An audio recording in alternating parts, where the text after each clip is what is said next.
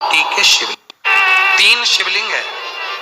थोड़ा ध्यान दीजिएगा कथा में। जो बेटा बेटी कहते हैं कि मुझे सफलता नहीं मिल रही, जो दुनिया के लोग कहते हैं मैं असफल हो रहा हूं, मुझे सफलता नहीं मिल रही, 3 शिवलिंग का वर्णन किया गया। पहले नंबर पर है लाल मट्टी के शिवलिंग का।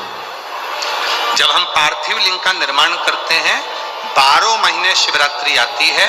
अगर आप दिन रात मेहनत कर रहे हैं, पूरा परिश्रम कर रहे हैं और सफलता नहीं मिल रही, तो लाल मिट्टी के शिवलिंग की पूजन किसी भी एक शिवरात्रि पर करें, उससे सफलता मिलती है। दूसरे नंबर पर मक्खन का शिवलिंग, ताजा ताजा माखन तैयार कर उसका शिवलिंग बनाकर उसकी आराधना। माखन के शिवलिंग की पूजन किसने करी थी? तो कोई आपसे पूछे तो कहना स्वयं इंद्र ने, स्वयं कुबेर ने, स्वयं माता लक्ष्मी ने, स्वयं माता लक्ष्मी, स्वयं कुबेर ने, स्वयं इंद्र ने माखन के शिवलिंग की आराधना कर, मक्खन के शिवलिंग की साधना कर, शिवलिंग का निर्माण कर उसका पूजन कर उसका विसर्जन। और तीसरे नंबर पर आता है बेलपत्र चंदन के शिवलिंग का पूजन। जब शरीर में कोई बड़ी बीमारी आ जाती है, डॉक्टर ने कह दिया कि शरीर में गठान आ गई है और वो गठान गल नहीं रही, डॉक्टर शंकर का एक रूप होते हैं। शिव महापुराण में डॉक्टर को शिव कहा गया। डॉक्टर को दिखाओ, जांच कराओ, दवाइयां बोले तो दवाइयां खाओ, जांचे बोले तो जांचे कराओ। साथ में डॉक्टर अपना काम करे, तुम अपना काम करो। कहीं बेलपत्री का यदि कोई पेड़ मान लो सूख गया और कोई पेड़ सूखा हुआ है, और वो सूखे हुए पेड़ की अगर कोई लकड़ी मिल जाए, उस लकड़ी को घिस घिस कर उसका चंदन इकट्ठा करो, चंदन से शिवलिंग का निर्माण करो, शिवलिंग का निर्माण कर उस शिवलिंग की पूजन आराधना करने के बाद एक पात्र के अंदर उसी चंदन के शिवलिंग का विसर्जन कर दो। विसर्जन करे हुए उस चंदन को अपनी नाभि से ऊपर के भाग में, मतलब वक्षस्थल पर और ये मस्तक से पीछे के भाग में थोड़ा सा उस चंदन का लेपन करना प्रारंभ करो। कितनी भी गठान बढ़ गई हो, चाहे बच्चादानी में बड़ी हो, चेस्ट में बड़ी हो, चाहे ब्रेन ट्यूमर हो गया हो, धीरे धीरे वो गठान गलना प्रारंभ हो जाती है और वो गठान पूरी समाप्त हो जाती है। बेलपत्र का शिवलिंग, मक्खन का शिवलिंग और लाल मट्टी का शिवलिंग, ये दोनों शिवलिंग, तीनों शिवलिंग प्रखर होते। डबरा नगर को मौका मिला है त्रिगुणाकार, त्रिकालदर्शी, त्रिपुंडधारी, त्रिनेत्रधारी भगवान शिव की 3 दिवसीय कथा को श्रवण करने का।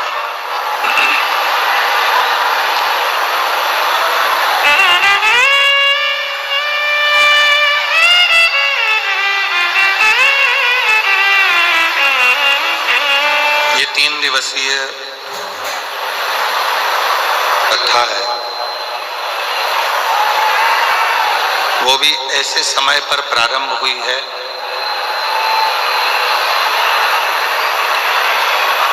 जिसको हमारे यहाँ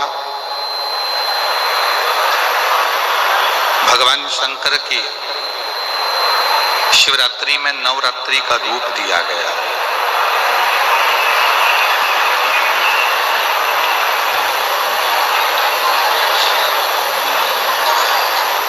शिवरात्रि के पहले जो 9 दिन होते हैं उसको शिव की नवरात्रि कहते हैं, और उस शिव की नवरात्रि में 3 दिन भगवान शंकर ने डबरा वालों को दे दिए।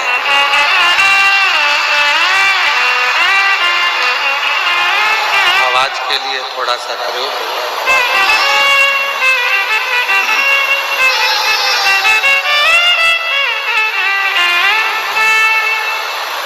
ये 3 दिन शिव की नवरात्रि में से आप लोगों को मिले हैं और इन 3 दिनों में आप भगवान देवाधिदेव महादेव की अविरल भक्ति को प्राप्त करने के लिए इस नवग्रह मंदिर प्राण प्रतिष्ठा महोत्सव में आए।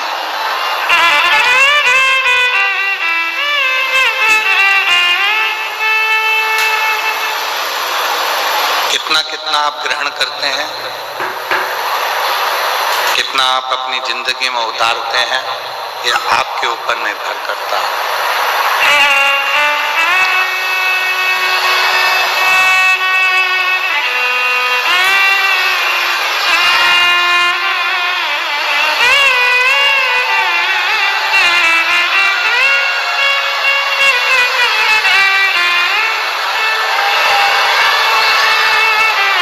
भगवान शिव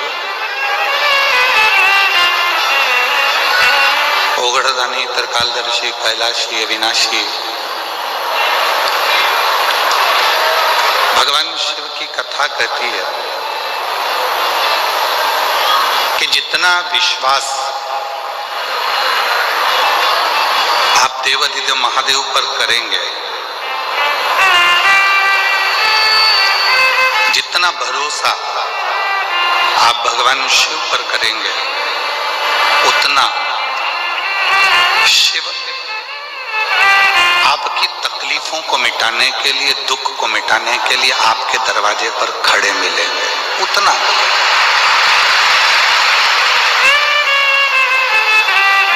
और तेरी कृपा बिना नहीं एक भी अणु लेते हैं श्वास, तेरी कृपा से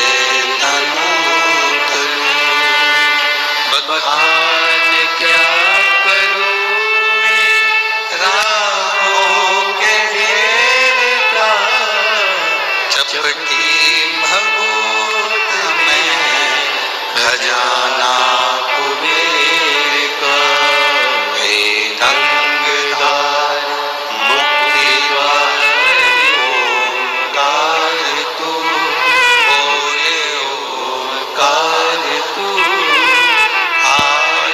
शरण तिहारी शंभु तार तार तू। बेलपत्र शिव को जल, शिव को पुष्प, शिव को धतूरा, शंकर भगवान को ये सब कुछ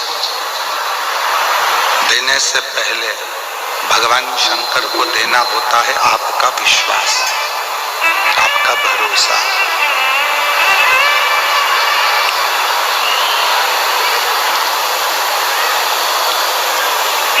हम बेलपत्र चढ़ा रहे हैं, हम धतूरा चढ़ा रहे हैं, हम जल चढ़ा रहे हैं, सब कुछ हमने भगवान शंकर को दिया।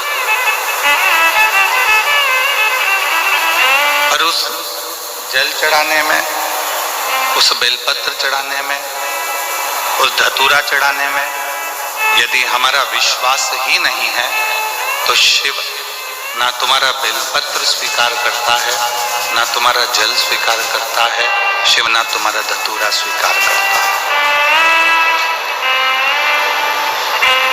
रामचरितमानस में तुलसी बाबा जी ने शंकर विश्वास रूपिणो, शिव को विश्वास कहा है।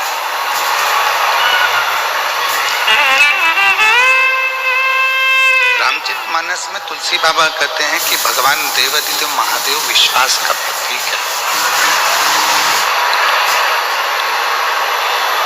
और भगवान शिव जब विश्वास का प्रतीक है,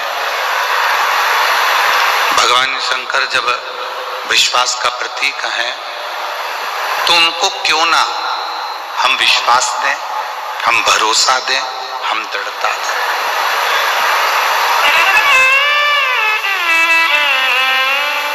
सब कुछ शिव जी को दे देते हैं।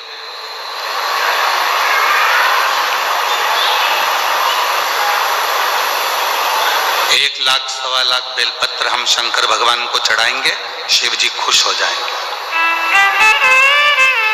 भगवान शंकर प्रसन्न हो जाएंगे। हम 100 लीटर दूध चढ़ाएंगे, भगवान शंकर प्रसन्न हो जाएंगे। मैंने संकल्प लिया है कि भगवान शंकर को इतना दूंगी, शिव को प्रसन्न कर लूंगी, भगवान शंकर को प्रसन्न कर लूंगी। पर महापुराण की कथा कहती है, भगवान शंकर का पवित्र चरित्र कहता है कि शिव को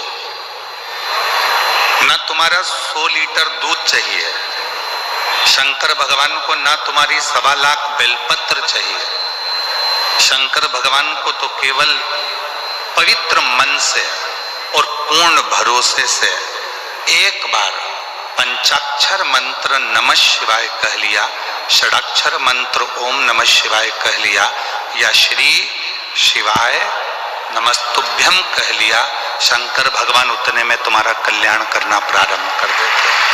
इतने स्पीकर चल रहा है, स्पीकर नहीं चल रहा,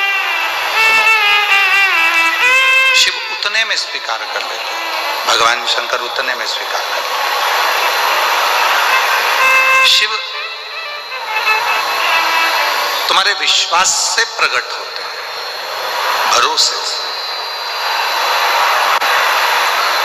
3 दिन मिले हैं शिव महापुराण के लिए। नवग्रह भगवान की प्राण प्रतिष्ठा के अवसर, और सारे ग्रहों में 2 ग्रह ऐसे हैं, एक मंगल और एक शनि, जो व्यक्ति को देते भी खूब हैं और व्यक्ति को उसके कर्म के अनुसार उसको दंड भी बहुत देते हैं।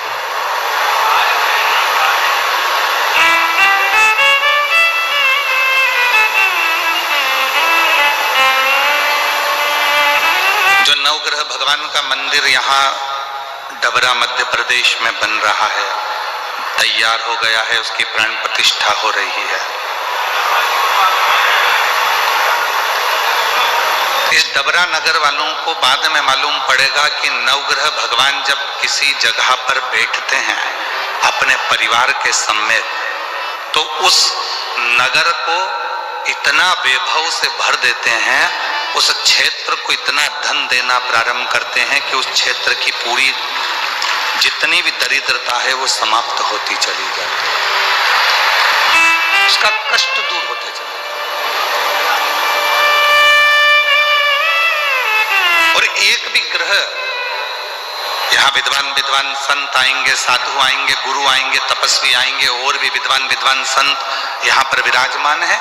किसी भी विद्वान संत से जाकर पूछिएगा, साधु से जाकर पूछिएगा, गुरुजन से जाकर पूछिएगा कि जितने ग्रह हैं, ये 9 ग्रह किसकी ऊर्जा से, किसके तेज से और किसकी प्रबलता से चमकते हैं और दुनिया को चमकाते हैं, तो सारे संत कहेंगे कि शंकर भगवान की कृपा से ये सारे ग्रह चमकते हैं और सारे ग्रह चमकाते हैं।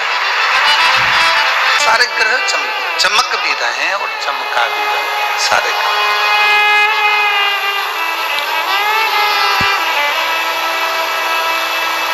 शनि भगवान को जब पांव में लचक आ गई, श्राप लग गया अपनी माता का, शिव की भक्ति करी काशी में रहकर, और शिव ने उनको स्वीकार कर लिया।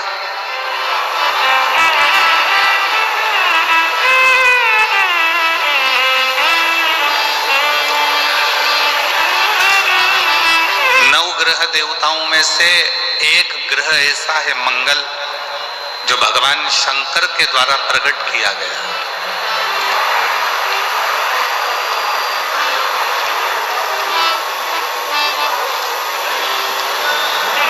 शिव के द्वारा जो प्रकट किया गया।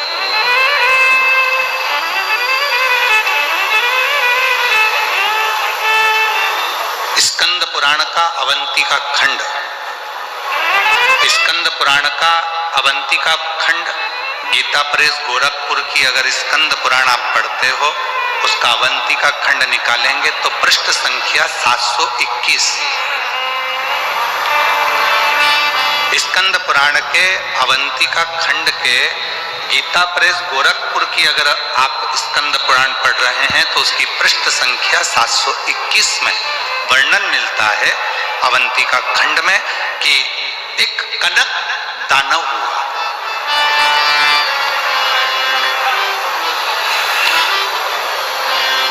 और वो कनक दानव इतना उपद्रवी था, पृथ्वी को जहां जहां पर खड्डे नहीं थे वहां खड्डे कर देता था, वृक्षों को तोड़ देता था, जल को दूषित कर देता था, अग्नि को दूषित कर देता था, वायु को दूषित कर देता था। इतना कष्ट देता था वो कनक दानव कि सारे देवता परेशान हो गए।